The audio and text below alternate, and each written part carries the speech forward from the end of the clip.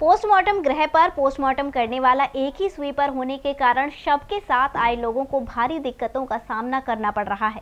कई बार तो लोगों को पोस्टमार्टम के लिए रात भर इंतजार करना पड़ता है, लेकिन स्वास्थ्य विभाग की सीएमओ का इस ओर कोई ध्यान नहीं। मथुरा का महत्वपूर्ण पोस्टमार्टम गृह इन दिनों कर्मचारी की समस्या से जूझ रहा है। हम आपको बता दें कि पोस्टमार्टम गृह पर पिछले कई साल से लाशों का पोस्टमार्टम कराने वाला मुकेश ही एकमात्र सरकारी स्वीपर है, जो दिन के अलावा विशेष परिस्थितियों में रात में भी शव का पोस्टमार्टम करने के लिए नियुक्त है। इससे पूर्व सरकारी स्वीपर मुकेश के अलावा मोनू भी प्राइवेट तौर पर मुकेश की अनुपस्थिति में सहायक स्वीपर के रूप में तैनात रहता था। हम आपको ये भी बता दें कि सफाई कर्मी के रूप में पोस्टमार्टम गृह पर तैनात मोनू के बाबा और पिता इसी पोस्टमार्टम गृह में पोस्टमार्टम करने वाले स्वीपर के रूप में अपनी सेवाएं दे चुके हैं, लेकिन सीएमओ द्वारा सहायक के रूप में अपनी सेवा देने वाले मोनू के पोस्टमार्टम करने पर रोक लगा दी गई है। ऐसे में अब सवाल यही है कि यदि मुकेश किसी कारण से अवकाश लेता है तो आखिर लाशों का पोस्टमार्टम कौन करेगा, क्योंकि इसके लिए भी अनुभवी व्यक्ति की आवश्यकता होती है। इस संबंध में की गई बातचीत में मुकेश ने बताया कि अब चंद दिनों बाद उसकी बेटी की शादी है। ऐसे में वह तैयारियों के लिए अवकाश कैसे लेगा, और अवकाश मिल भी गया तो पोस्टमार्टम आखिर कौन करेगा, क्योंकि इतनी जल्दी किसी भी व्यक्ति को पोस्टमार्टम करने का प्रशिक्षण नहीं दिया जा सकता।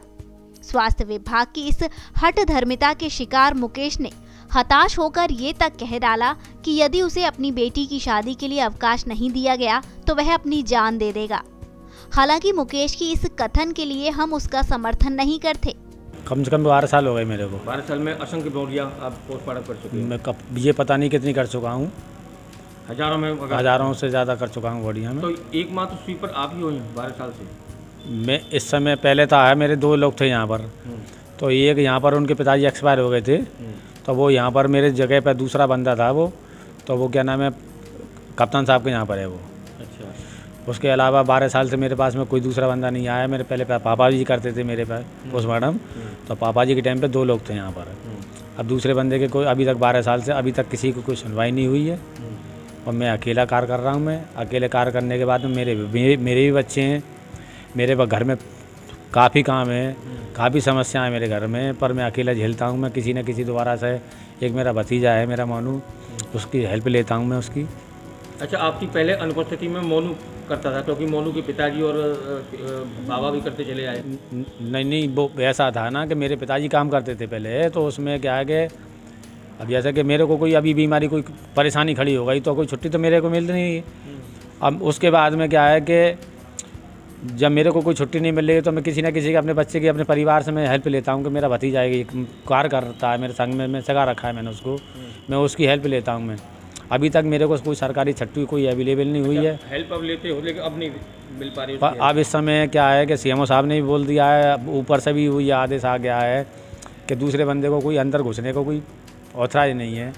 तो अब बताइए मैं किसकी हेल्प लूँ? अभी भी मेरी बेटी की शादी है, मैं अपनी बेटी की शादी में इतना परेशान हूँ मैं कि मुझे मालूम है कि मैं किस तरीके से ड्यूटी कर रहा हूँ और किस तरीके से निभा रहा हूँ।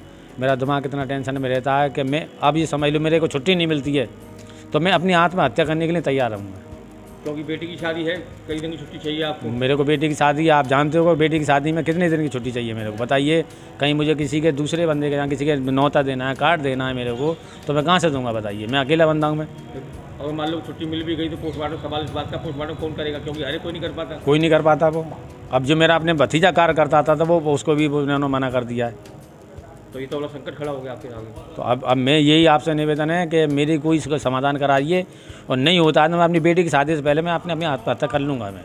हमारी बात का जीता जागता उदाहरण उस समय देखने को मिला जब बुधवार की देर शाम दुर्घटना में 4 साल के मासूम की मौत हो गई, और रात्रि में पोस्टमार्टम की परमिशन मिलने पर स्वीपर मुकेश के किसी कारण से उपलब्ध न रहने पर परिवारीजनों को सुबह होने तक के लिए पूरी रात पोस्टमार्टम गृह पर ही इंतजार करना पड़ा।